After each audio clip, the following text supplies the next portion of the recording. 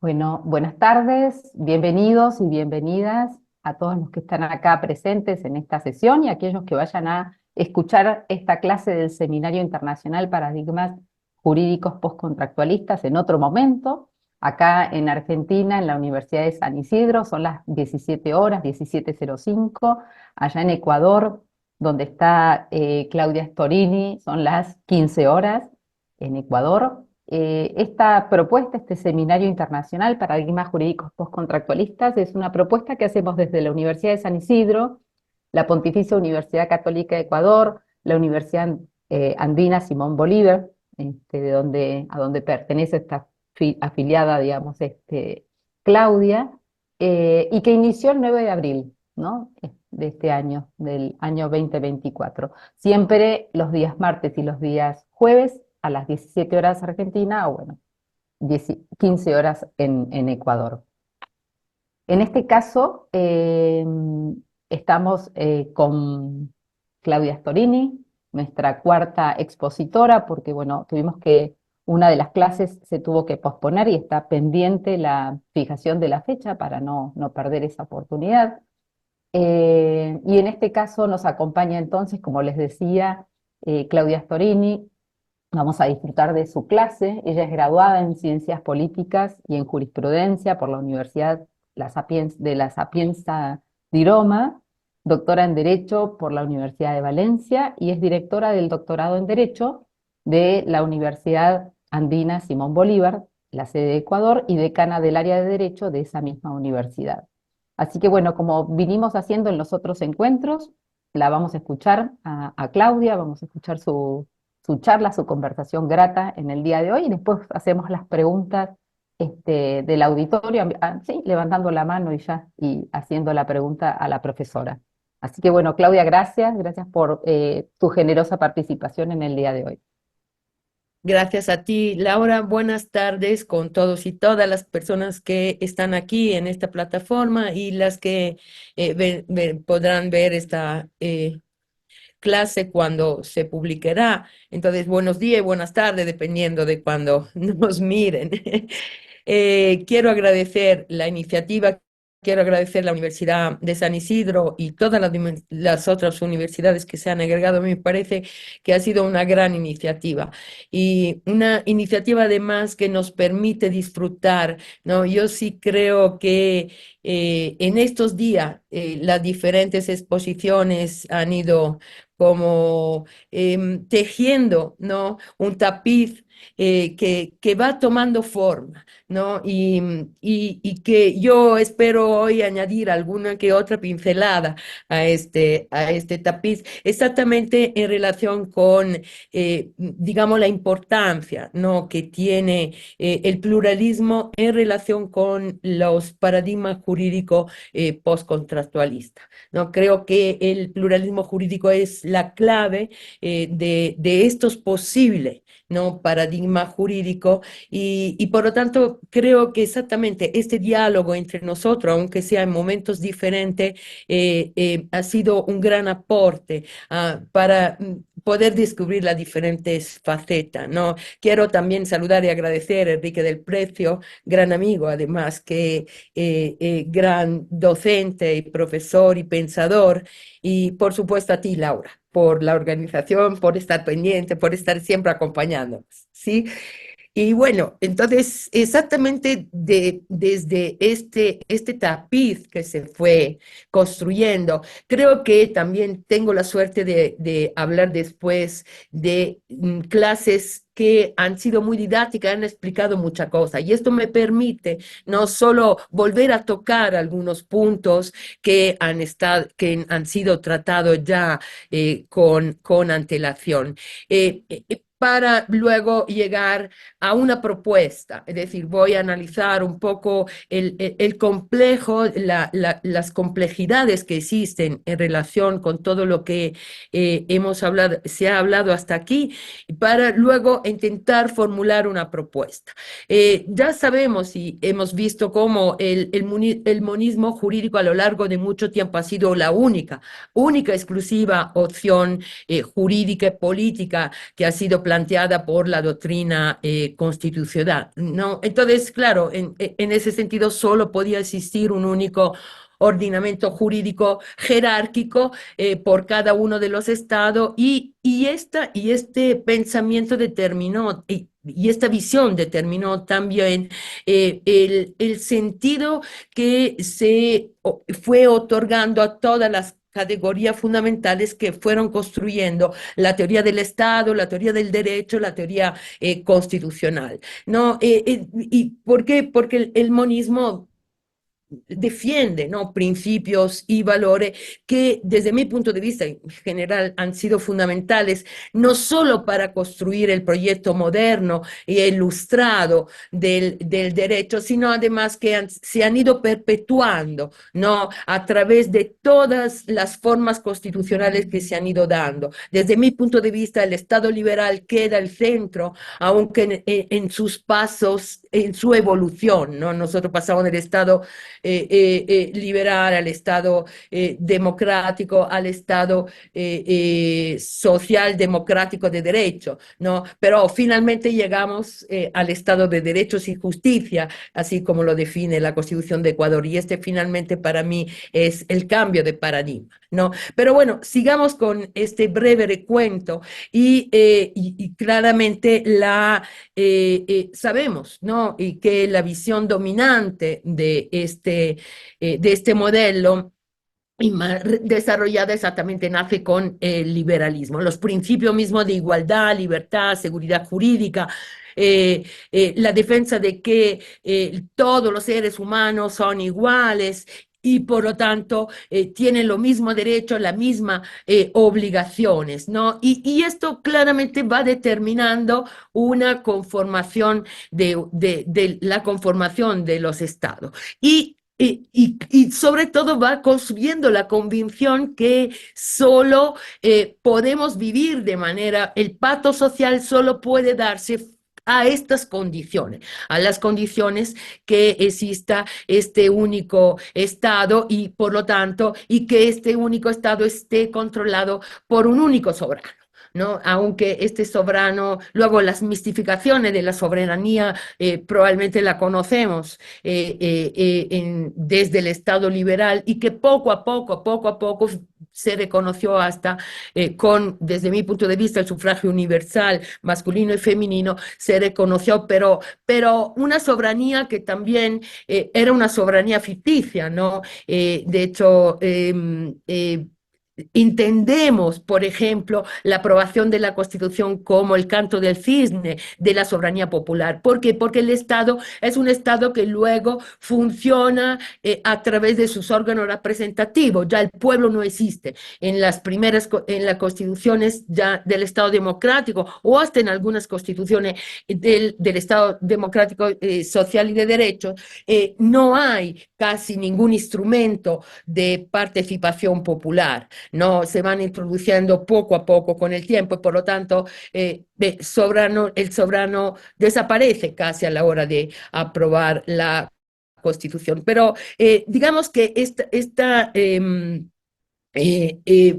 concepción, a pesar de ser tan fuerte y tan difundida y a pesar de sus importantes contribuciones históricas, digamos, tanto teórica como práctica del liberalismo, en general a lo que es el pensamiento jurídico político moderno, sus postulados, como ya hemos visto en otras clases, han sido puestos en tela de juicio desde muy temprano, desde final del siglo XVIII, principio del siglo, final del siglo XIX, principio del siglo XX, ¿no? Y en ese sentido, digamos que los críticos del monismo jurídico han empezado exactamente a cuestionar, ¿no?, esta preeminencia del derecho estatal oficial, su supuesta uniformidad y sobre todo la legitimación de este derecho, el fundamento, ¿no?, que tenía este derecho y su legitimación en el principio de soberanía, ¿no? Exactamente con lo que yo antes estaba planteando, hasta dónde el pueblo era soberano, en qué momento se interpelaba al pueblo, el pueblo era soberano, parecía, no, la construcción era una construcción que finalmente era un engaño, porque el pueblo dejaba de ser soberano una vez aprobada la Constitución. Bien, entonces, en ese sentido, creo que la primera crítica es exactamente la que se elabora por parte de la teoría crítica del derecho. La teoría crítica del derecho empieza a enjuiciar el monismo jurídico, demostrando exactamente cómo esta idea de coherencia, de neutralidad, de racionalidad del derecho son, digamos, solo el resultado del carácter ideológico de sus fundamentos. Es decir, que la ideología que se defendía a través del Estado liberal necesitaba este tipo de fundamentos, ¿no? Y también tenemos, además de la crítica elaborada por la teoría crítica del derecho, también tenemos otras corrientes, que es la que se articula desde la antropología, ¿no? La fase del pluralismo antropólogo, sí, perdón, antropólogo, como la definió Diego Dukelski en su clase, ¿no? Y de ahí se cuestiona ya el monismo jurídico liberal desde un análisis crítico, más bien del postulado exactamente, que defiende sobre todo la universalidad del derecho occidental y sobre todo de la universalidad de sus valores, ¿no? Porque a través de este pluralismo se intenta llegar a demostrar que el derecho tiene un carácter contextual y cultural, en tanto que, digamos, es fundamentado en una determinada tradición, en una determinada realidad histórica, cultural, y que por lo tanto, digamos, no puede, ¿no? La supuesta universalidad viene menos exactamente porque no puede, ¿no?, pensarse en un derecho tan uniforme. Y de hecho desde ahí se empiezan a criticar también, seguramente todos y todas han estudiado en textos que hablan de teoría del derecho penal, teoría del derecho constitucional, estas teorías que intentan, ¿no?, universalizar el derecho, pensar que las instituciones o, digamos, los derechos procesales pueden ser idénticos y que puedan prescindir del contexto y de la influencia, ¿no?, de la sociedad y del contexto en el que se aplican, ¿no?, empieza a ser cuestionado, ¿no? Empieza a ser cuestionado y por lo tanto también el concepto de que pueda utilizarse un derecho global y que este derecho pueda servir a todos y a todas por iguales. Y finalmente la tercera, digamos, bloque que analiza críticamente el monismo jurídico es la que se denomina pluralismo jurídico. El pluralismo jurídico también ataca profundamente el monismo jurídico y, claro, dentro porque evidentemente las corrientes del pluralismo jurídico y los pluralismos jurídicos son infinitos, ¿no? Entonces, de esta, digamos, multiplicidad de pluralismo jurídico, yo he intentado recoger dos corrientes fundamentales, que es la que un poco rápidamente intentaré hablar de, que son por una parte la que se denomina como pluralismo jurídico clásico y por otra parte la que se denomina el nuevo pluralismo jurídico. Muy bien, ¿dónde empieza, ¿no? La aplicar de manera sistemática esta teoría del pluralismo jurídico clásico? Es exactamente en los espacios coloniales, ¿no? Y en ese sentido, digamos que ya sabemos que la expansión europea tuvo como resultado la inclusión forzosa de distintos pueblos en este proyecto de universalización de la cultura occidental. Sí, y claramente con el descubrimiento de América, que tal vez es el más representativo para nosotros y en este contexto, por parte de los españoles, digamos que varios países europeos que hicieron, de alguna manera intentaron lo que, digamos, creo que Todorov explicó magníficamente en su libro La conquista de América y el problema del otro, ¿no? Y dice que tomaron esta noble misión de eliminar el salvajismo de la tierra, ¿no? Exactamente a través de la expansión de este conocimiento y sobre todo de la estructura jurídica del Estado que tenían como modelo, ¿no? Y claramente esto fue el inicio de un proceso de expansión cultural y sobre todo de las instituciones europeas, ¿no? Porque evidentemente el modelo que tenía que expandirse a todas las demás naciones del mundo era exactamente el modelo europeo. Pero, claro, y intentaron, ¿no? Y intentaron con bastante éxito este trasplante de las instituciones y cultura jurídica occidental a todos los territorios de la colonia. Y por lo tanto, y exactamente eso servía para pasar del salvajismo de los pueblos autóctonos a la civilización exactamente gracias a estos trasplantes que se iban produciendo en las colonias. Y además, pero ¿qué ocurre?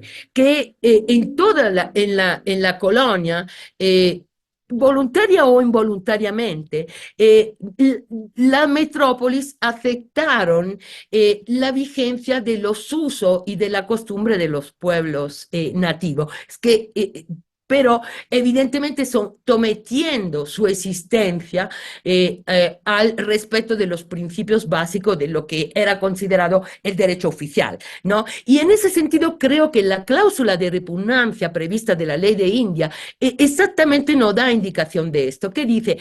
Porque esta disposición que ordenaba a las autoridades españolas respetar todas aquellas leyes que los indios tenían para su gobierno, siempre y cuando no fueran contrarias a la sagrada religión por una parte, ni a la ley de España. Entonces, claro, ahí se abre una fisura, ¿no? Se abre una fisura que posibilita digamos, que los pueblos nativos pudieran mantener sus usos y su costumbre. Y de hecho, digamos que, pero también determina que cuando nosotros, digamos, definimos, ¿no? Que los usos y la costumbre de los pueblos indígenas están sometidos a la ley y a la sagrada religión, evidentemente ya estamos creando una jerarquía, ¿no? Los usos y la costumbre, bueno, porque son inocuos, prácticamente no van a crear ningún problema a este, digamos, impulso colonizador y unificador del derecho, ¿sí? Y por lo tanto, la definición misma del derecho indígena como consuetudinario o de costumbre por parte del derecho está tal, creo que la más sofisticada forma de decir que hay una perdón, subordinación entre el derecho español y todos los derechos locales, ¿no? Y por lo tanto, pero ¿qué ocurre? Que esto permite ya desde entonces la coexistencia de distintos derechos en un mismo espacio histórico territorial, que es exactamente el espacio colonial y postcolonial. ¿Sí? Bueno, por otra parte, vamos a describir lo que es el nuevo pluralismo jurídico. El nuevo pluralismo jurídico o pluralismo jurídico sociológico, como lo definió Diego, se configura exactamente como aquella corriente que ya se separa de los contextos colonial y postcolonial, el estudio del pluralismo, porque ya no lo que intenta la corriente sociológica es exactamente decir, mire, que el pluralismo no se da tan solo en los espacios coloniales, no es exclusivo de los espacios coloniales y postcoloniales, sino que existe en todos los estados, ¿no? Es un fenómeno mucho más generalizado y generalizable. Y por lo tanto, ¿por qué? Porque existen digamos, dentro del territorio de todo Estado, existen o pueden existir otras fuentes de producción jurídica que pueden configurarse exactamente como distinta e independientes del derecho estatal. ¿Sí? Y por lo tanto son fuentes jurídicas que se autodeterminan, ¿no? Al margen de este ordenamiento estatal. Y así se empieza a hablar de campos sociales semiautónomos, se habla de las comunidades marginales, de los grandes centros urbanos, como en el caso de las favelas, se habla de los grupos guerrilleros y hasta, digamos, dice, en todos estos contextos se puede llegar a demostrar la existencia de formas de ordenamiento jurídico que funcionan con mayor o menor, pero con independencia en relación al derecho estatal. Entonces, y por lo tanto, de ahí se llega a la conclusión que el pluralismo jurídico se puede encontrar en toda sociedad, no siendo completamente irrelevante el pasado o colonial del Estado del que estamos hablando. Y y ahí yo sí creo que efectivamente esta percepción, es decir, que estos dos, digamos, estas dos teorías del pluralismo, más que ser separadas, coinciden en muchos puntos. ¿Por qué? Porque claramente nosotros encontramos pluralismo en grupo muy disímile entre ellos, ¿no? Como por ejemplo pueden ser la Junta Vecinal del Alto en Bolivia, que sabemos que funcionan de manera completamente autónoma, exactamente en las favelas de Brasil, o también podemos relacionar, ¿no? Este pluralismo con otros contextos que permiten exactamente establecer esta cierta autonomía respecto del Estado desde el punto de vista jurídico, ¿no? De estas organizaciones. Pero bueno, lo que creo que es importante de estas dos corrientes, que repito, desde mi punto de vista tienen muchos puntos en común, es decir, a veces hasta se confunde, ¿no? A veces sí realmente son realidades sociales que además se dan en un contexto, por ejemplo, indígena, como le decía, en el Alto de La Paz. Pero claro, yo creo que lo importante de todo esto es de estas construcciones teóricas, es este rechazo al dogma de que el derecho es tan solo el derecho estatal. Es decir, logran demostrar con contundencia que existen otros derechos, ¿no? Y por lo tanto que existe otro derecho más allá del derecho que seguimos, que siguen difundiendo la universidad, que sigue siendo el derecho sistematizado y aplicado en general por todos los operadores jurídicos. Es decir, que existe otro derecho que tiene además otro tipo de racionalidad formal y instrumental, ¿no? Que, digamos, del que consideramos universalmente válido. Existen otra forma de hacer derecho, de organizar la sociedad. Y esto me parece el punto más dirompente, la demostración de que esto es así por parte de de estas teorías, ¿no? Entonces, claro, digamos que sí, es verdad que estos ejemplos de existencia de sistemas jurídicos diferentes pueden multiplicarse, ¿no? Podemos entonces demostrar que el ordenamiento estatal clásico se configura tan solo como uno de los tantos modelos que existen. Y esto a mí me parece dirompente porque ya no es el modelo, es uno de las tantas posibilidades porque podemos demostrar que existen otros grupos humanos que viven, ¿no? Bajo otro sistema, ¿no? Entonces, digamos, en ese sentido, yo creo que no es importante si el pensamiento clásico, digamos, si el origen del pluralismo jurídico es el colonialismo, o si bien el pluralismo, la origen del pluralismo jurídico es la globalización, como dicen lo de la corriente del nuevo constitucionalismo, ¿no? Pero lo importante es que hemos podido demostrar esto. ¿Por qué? Porque además cuando nosotros hablamos de pluralismo, nunca hablamos de unas unidades cerradas, aislada, no, más bien estamos hablando de ordenamiento jurídico que logran convivir, digamos, pero que son abiertos, porosos, que se mezclan en algunos puntos con este ordenamiento jurídico, digamos, clásico, si así queremos, y en muchos casos son complementarios. ¿No? Entonces, esta complementariedad a mí me parece también que es muy importante y que rescataré más adelante.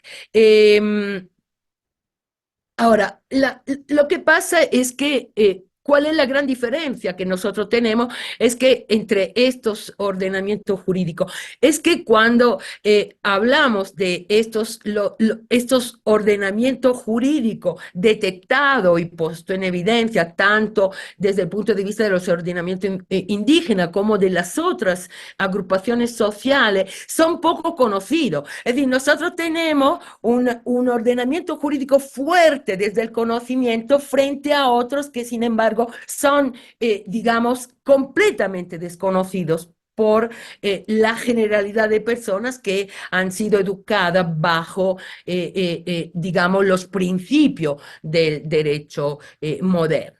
¿No? Entonces, ¿qué ocurre aquí? Yo creo que si es verdad que el pluralismo se opone a la homogeneidad, que objeta la existencia de una única representación completa y verdadera de la realidad a la cual tienen que acceder todos los seres humanos, sea cual sea su cultura, su comunidad epistémica, su estructura, su cosmovisión, su visión del mundo. Yo sí creo que el pluralismo nos hace reflexionar sobre que sí puede existir la posibilidad de que haya diferentes visiones y que esta visión además hasta sean a veces incompatibles bajo diversos aspectos, ¿no? Y que por lo tanto hay que de alguna manera abrirse para poder hasta entender eh, eh, ¿cómo le puedo? Lo incomprensible. No sé si me estoy explicando, pero intentaré ahora enseguida. Es decir, yo sí creo que el pluralismo no es solo el reconocimiento de que que dentro de un Estado conviven individuos que pertenecen a cultura diferente y que pueden tener diferentes concepciones evidentemente de lo cotidiano, de su existencia, de su vida en común, sino además que es, existen, ¿no? Personas que son portadoras de cosmovisiones completamente distintas acerca de lo que es la justicia, el vivir comunitario y la democracia. Es decir, nosotros nos abrimos y empezamos a conocer y a descubrir, no me gusta la palabra descubrir, sino acercarnos a esta realidad que es ver cómo hay diferentes maneras, a veces al antípode de la nuestra, de concebir todos estos conceptos que hemos tenido siempre tan claro, ¿no? Entonces, y por eso digo que en ese sentido el pluralismo multicultural, digamos, se difiere profundamente y ahí establece también un corte profundo respecto del pluralismo liberal, porque no es ya una pluralidad de individuo, no, sino es una pluralidad de cultura, de individuo, ojo, que no puede reconducirse a un principio de igualdad material, porque el principio de igualdad material es un principio que homogeniza. Cuando nosotros pensamos a la igualdad material que tiene como finalidad eliminar la diferencia respecto de qué, respecto del acceso a la educación, sí, pero ¿de qué educación? Una educación cuyos, digamos, fundamentos, bases conceptuales, todo aceptamos. La igualdad material que tiene como finalidad asegurar nuestra salud, pero ¿a través de qué instrumento? A través de un instrumento de la construcción de un sistema de salud que todos compartimos, que sea igual para todos, ¿de acuerdo? Pero evidentemente la pluralidad multicultural, digamos que le golpea a la igualdad material. ¿Por qué? Porque en algunos casos las comunidades indígenas que viven en la Amazonas no quieren ser iguales en educación, no quieren tener nuestra misma educación, no quieren nuestra salud, quieren seguir con sus curanderos, con sus parteras, y por lo tanto, la igualdad material, la multiculturalidad golpea este sistema también en relación con algunos de los derechos que nosotros estamos acostumbrados a involucrar y a reconocer de manera universal. ¿Sí? Entonces, en este caso se trata de la libertad de poderse ascribir a un determinado sistema normativo que tiene que ser capaz de convivir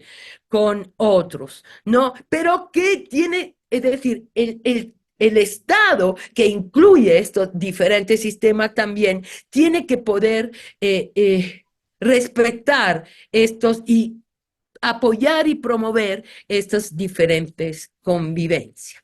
Y por lo tanto, claro, este alejamiento radical, desde mi punto de vista, de la postura positivista, las crisis de la verdad, de los valores absolutos, de las teorías abstractas y válidas, ¿no? Nos obliga, obviamente, a empezar a observar todos estos sistemas, pero desde su interior, porque ¿cómo vamos a conocer esta pluralidad, esta diversidad? Solo observándolos desde el punto de vista interior, desde cerca, ¿sí? Y por esto creo que empezamos a hablar del derecho localizado, del derecho local versus el derecho universal. ¿Por qué? Porque es el derecho local el que no es el único que puede darnos las claves para entender, ¿no? Estos fenómenos de la pluriculturalidad. Y por lo tanto,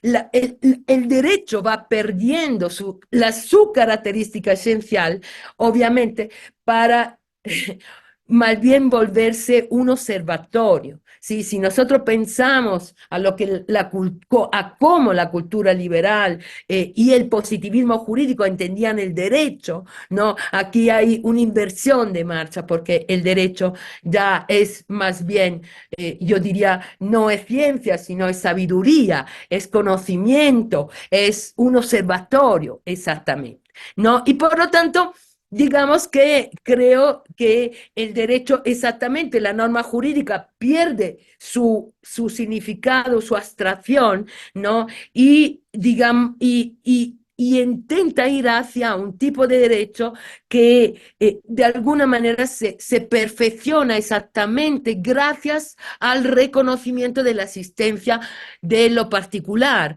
de lo no universal y de la regla válida por el caso concreto, ¿sí? Y no para todos los casos.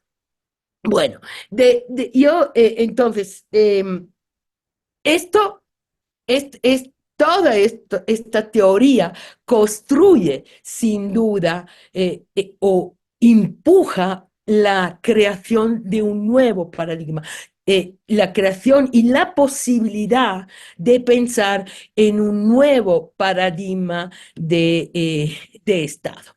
Y efectivamente, este nuevo paradigma digamos, este nuevo paradigma de Estado se intenta impulsar ya, como digo Diego, si ustedes se acuerdan, él hizo referencia a dos momentos constitucionales latinoamericanos, que son uno en los años 90, que son la Constitución de Colombia de 1991 y la Constitución Mexicana de 1992, la Constitución de Colombia de 91, que reconoce el principio del pluralismo jurídico, y por otra parte también la reforma de la Constitución de México del enero del 92, en las que también se reconoce los pueblos originarios y los grupos étnicos y se garantizan los derechos.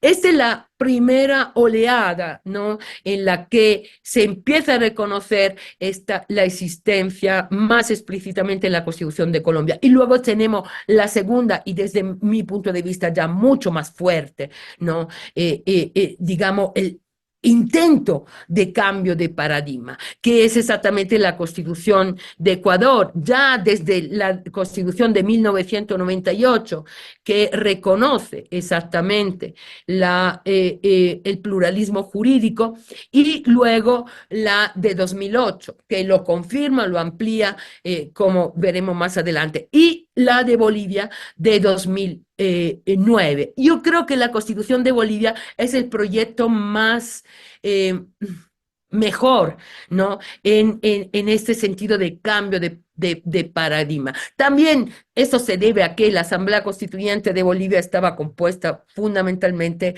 por persona indígena, y que por lo tanto, digamos, lograron elaborar esta propuesta de la mejor manera, ¿no? Y no me puedo, por el tiempo ahora, digamos, no puedo entrar en algunas sentencias de la Corte colombiana que han sido fundamentales respecto del reconocimiento del pluralismo jurídico, pero sí quiero un poco analizar lo que pasa en Bolivia y en la Constitución de Bolivia.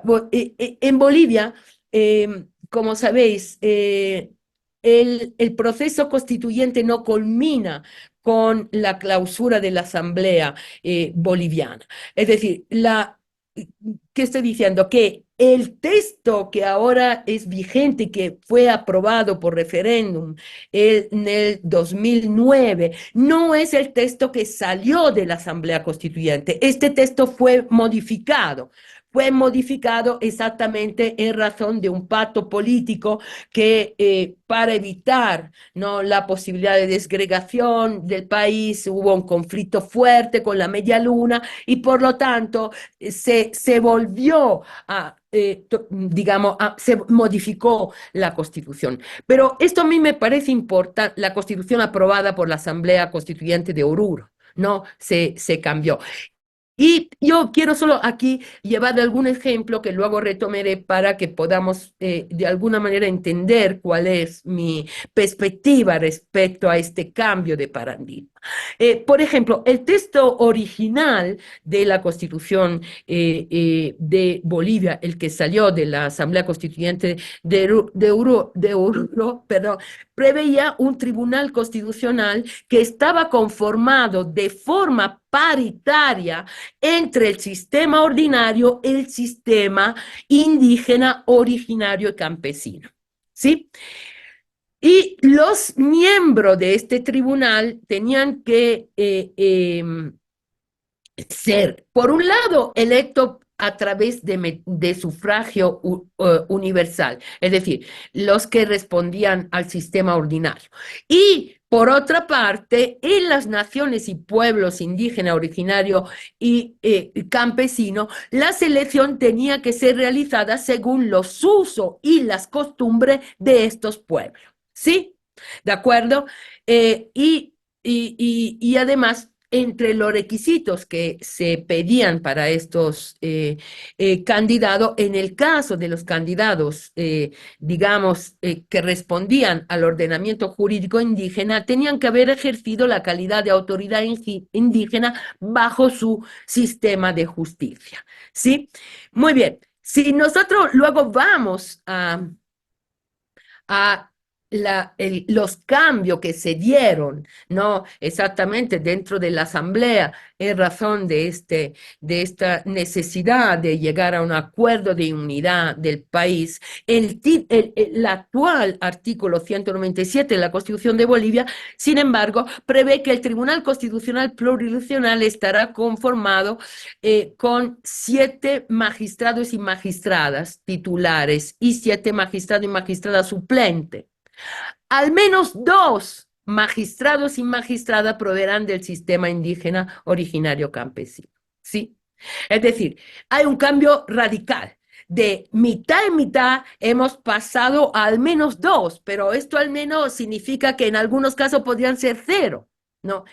Y, y esto, porque esto pasa también, lo podríamos analizar desde el punto de vista de la Asamblea Legislativa Plurinacional, de su composición, de cuál era la composición de la Asamblea que preveía evidentemente la participación necesaria de representantes de los pueblos originarios y campesinos, se pasó a una representación mínima de los pueblos indígenas, ¿no? En su desarrollo y en la otra constitución. Y de hecho, ahora mismo, si vemos, por ejemplo, la asamblea la asamblea del Departamento de La Paz está compuesta por 45 asambleístas, 20 elegidos por territorio, 20 por circunscripciones y 5 escaños son reservados a los pueblos indígenas. ¿Sí? Entonces, aquí también poco a poco hubo un retroceso.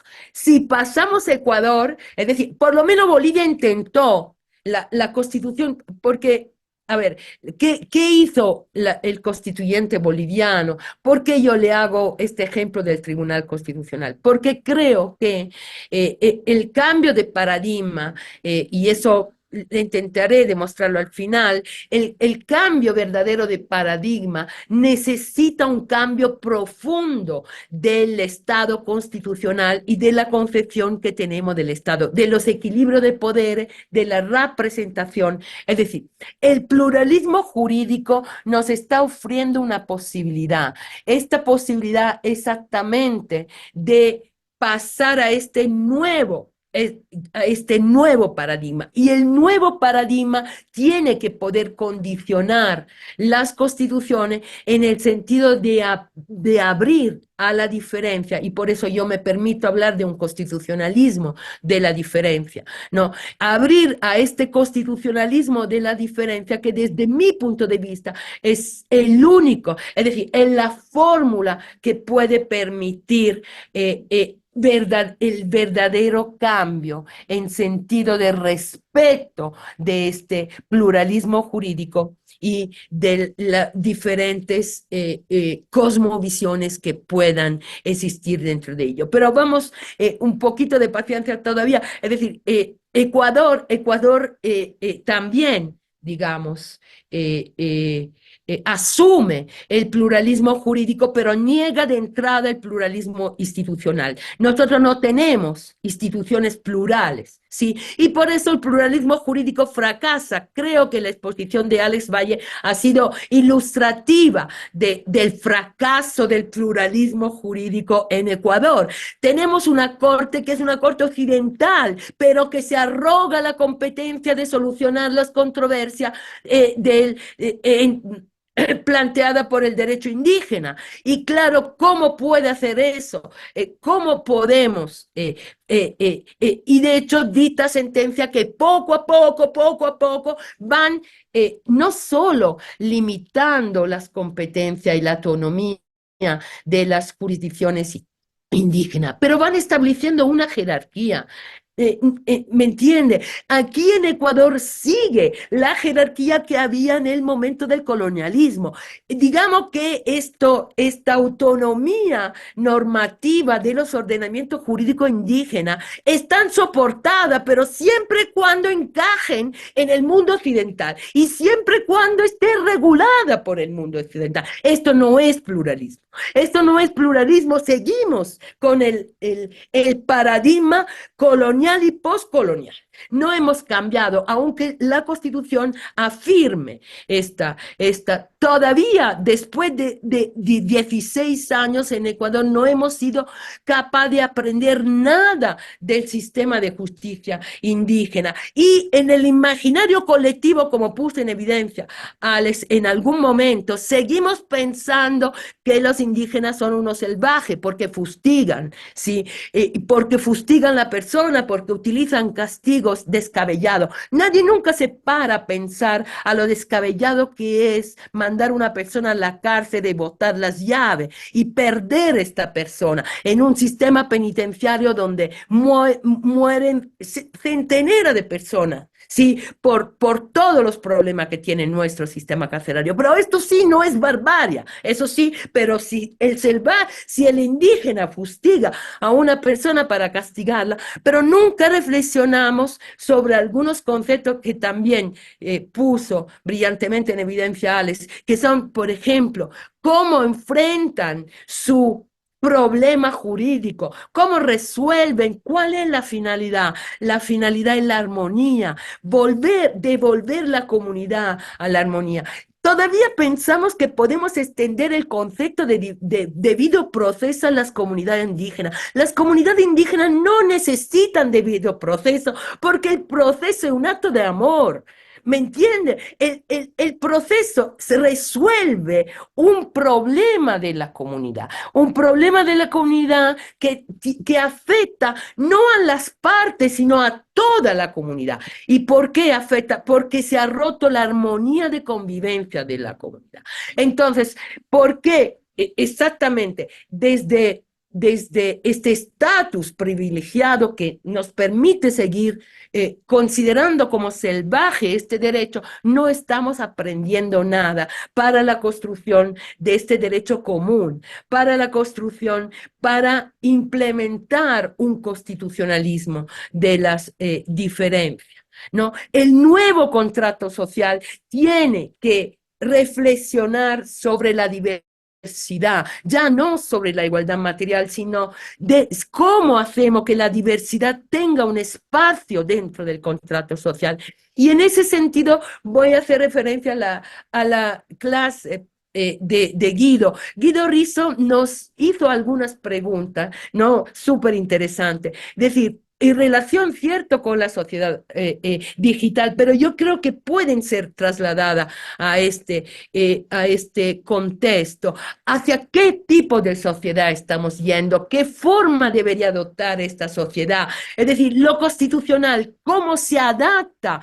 No solo yo creo cómo se adapta a esta sociedad digital, pero sino cómo se adapta a esta diferencia que cada vez es más fuerte. Sus preguntas pueden ser trasladadas desde mi punto de vista a lo que aquí estamos hablando, al pluralismo, porque finalmente también la sociedad digital nos da indicaciones en relación con el pluralismo. La sociedad digital nos puede permitir más fácilmente, desde mi punto de vista, a organizar este este nuevo proyecto constitucional de un constitucionalismo de la diferencia. No, el viejo modelo, exactamente, liberal representativo, ya no sirve. Tenemos que pensar a otro modelo en el que se permita que la diferencia puedan decidir sobre sí misma, que no sigamos siendo nosotros a decidir por ello. Y creo que el mundo digital no podría permitir todo esto. Yo creo que ya tenemos de todo lado como, digamos, elementos que nos permiten, ¿no? Juntar todas estas nuevas necesidades para repensar este modelo constitucional. Por lo tanto, me permito muy humildemente plantear esta idea, ¿no? De un constitucionalismo de la diferencia o de la diversidad, como ustedes quieren, ¿no? Que es exactamente un constitucionalismo que pueda ser capaz de reflejar, digamos, el modo en que toda la ciudadanía genera este sentido jurídico que a veces está a las antípodas, pero que cómo podemos complementar esto, ¿no? Y que tiene que necesariamente ir a un constitucionalismo más amplio, un constitucionalismo que realmente pueda poner en práctica este sentido plural a través, digamos, de la reconstrucción de todas sus partes. Es decir, para tener un pluralismo jurídico no basta ponerlo en la Constitución, hay que repensar el constitucionalismo, hay que repensar las instituciones, hay que repensar las fuentes del derecho, hay que repensar todo. Sí, y por lo tanto, como no, yo creo que no tenemos que desperdiciar esta oportunidad que tenemos. La previsión del pluralismo jurídico ha sido un gran paso adelante, pero tenemos que intentar, ¿no? Encaminarnos a través, hacia la construcción de un saber que sea geocultural, histórico, antropológico, sociológico, etnológico, no solo jurídico, que ya se pierdan los confines de todo esto y por lo tanto poder elaborar una teoría donde la heterogeneidad y la diferencia puedan ser, dejen de estar por debajo, ¿no? Del lenguaje general y que puedan ser reconocidas, puedan ser adoptadas, ¿no? Yo sí creo que ya estamos, ¿no? Estamos suspendidos de manera inexorable entre un viejo mundo que ya no funciona, que ya está demostrando su decadencia, y otro nuevo que lucha por nacer. Y es exactamente esta lucha, creo que puede ser dirigida a un constitucionalismo de la diferencia, ¿no? Y claro, vuelvo a lo que nos preguntó Guido y decía, tenemos que pensar en un nuevo contrato social, ¿no? Por supuesto, un nuevo contrato social que esta vez no tenga como principio fundante la igualdad, sino que tenga la diferencia. Y esto no quiere decir que la igualdad tenga que desaparecer, pero yo sí creo que la clave está ahí, está entre este constitucionalismo de la igualdad que nos ha acompañado hasta el Estado social y democrático de derecho y este constitucionalismo de la diferencia, que se construye desde toda la diferencia, no solo desde la diferencia étnica, no solo desde la diferencia cultural, sino también desde todos los otros tipos de diferencia que han sido ignoradas por parte del constitucionalismo en el que todavía estamos viviendo, aunque en un estado como Ecuador, que se define estado de derechos y justicia, lo cual desde luego simbólicamente es una definición de rompente. Hemos dejado el Estado de Derecho atrás, supuestamente, pero no hemos dado ningún paso hacia este nuevo paradigma que le estoy planteando. Creo que hasta aquí lo que quería compartirle, estoy abierta a escucharle más bien. Bueno, aplauso así, aplauso a viva mano, ¿no? Más allá de los dibujitos, ¿no? Que nos permiten estas pantallas, porque nos perdemos, ¿no es cierto?, de ese ruido de los aplausos. Qué lindo escucharte en esta tarde tan particular. Nosotros acá en la Argentina, le contaba en el entretiempo, antes de que llegaran todos ustedes a esta clase magistral de Claudia, que en la Argentina estamos con una movilización muy importante en pos de la educación pública y la educación como ese bien público que tiene que tener y captar todas esas diferencias, ¿no? Que más allá de la gestión estatal o la gestión privada, ¿no es cierto? Ese bien público que es la educación y que tiene que poder llegar a todos los lugares, incluir todas sus versiones y captar justamente esa Ah, educación en las diferencias, ¿no? También. Me encantó ese concepto que trajiste del constitucionalismo de la diferencia, ¿no? Eh, Así que bueno, nada, abrimos a preguntas. Acá el auditorio seguro que tiene alguna pregunta para hacerte o alguna reflexión para sí, acompañar claro. tu entusiasmo. A ver, ahí Andrés Arce, ¿querés desmutearte?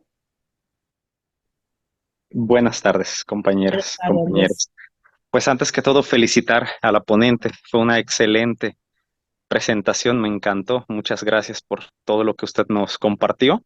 Eh, Me viene a la mente, o el comentario breve que quiero hacer es justamente sobre la importancia, ¿no? de la descolonización del derecho, ¿no? Justamente para que haya la posibilidad de que el pluralismo jurídico pueda ser posible, ¿no? Recuerdo en el año 2019 en México, el doctor Enrique Dussel dio una conferencia sobre ética y derecho. Fue para el Tribunal Electoral del Poder Judicial de la Federación, en donde él exponía, en este caso, que normalmente en las grandes universidades de derecho, se habla de los formalismos, ¿no? Pero no de la justicia, porque se cree que es un problema abstracto, meramente filosófico, ¿no? Cuando es el tema central, ¿no? En sus 14 tesis de ética, por ejemplo, Dussel me gusta mucho cómo, bueno, se basa creo que en Giorgio Agamben, ¿no? En el tiempo que resta, eh, cuando cita a Pablo de Tarso, ¿no? En una de las cartas a los romanos, en donde Pablo de Tarso menciona que cuando la ley es injusta con el pobre, la ley no es criterio de justicia. Decía Dussel, esto era una bomba, ¿no? Para el imperio. Imagínense a Pablo de Tarso decirle esto al imperio, ¿no? Si la ley es injusta con el pobre, la ley no es criterio de justicia. Entonces, qué importante es que haya estos procesos, esta apertura para los procesos de descolonización del derecho, para que sea posible justamente el pluralismo, sobre todo en contextos donde el monismo jurídico pues sigue todavía como una totalidad instaurada, ¿no? De alguna manera. Entonces, estos procesos, mencionaba por ahí la ponente, el caso de, por ejemplo, de Ecuador, ¿no? Bolivia, donde ha habido de alguna manera ciertos avances en un sentido jurídico, pero que pues todavía hace falta mucho más, pero que nos arroja mucha luz en el caso mexicano, ¿no? Y muchos otros países latinoamericanos, que es un gran ejemplo y una gran esperanza, pero todavía hay mucho por hacer para que sea posible el pluralismo jurídico. Y pues muchas gracias. Gracias a ti, Andrés. Yo ahí como profesora de teoría del derecho me siento compelida, ¿no? Invitada a hacerte la pregunta, ¿qué enseñamos entonces ahora a los profes de las universidades, a quienes se están incorporando en las carreras de grado respecto de esas teorías del derecho? O, viste, está la materia teoría del Estado. ¿Qué tendríamos que enseñarle desde la perspectiva del pluralismo, ¿no? Tendríamos que hacerle ver cómo, exactamente cómo estamos yendo hacia allá, cuál es la evolución. Los modelos constitucionales, creo que la propuesta de lo que llaman nuevo constitucionalismo latinoamericano, esta propuesta es una propuesta de por sí, digamos, ya que plantea esta posibilidad, esta alternativa, ¿no? Pero todavía está en embrión. Sí, se intenta, creo que, como he dicho, el ejemplo más importante es la Constitución de Bolivia. Deberíamos también hacerle ver cómo pueden cambiar estas instituciones, cómo puede cambiar el derecho y cuáles son los problemas que estamos experimentando. Lamentablemente, yo creo que el problema más fuerte viene de la representación política, ¿no? Tú sabes, por ejemplo, que en los estados federales, exactamente para el respeto de la diferencia de los estados, hay leyes que no se aprueban sino con el visto bueno de los estados.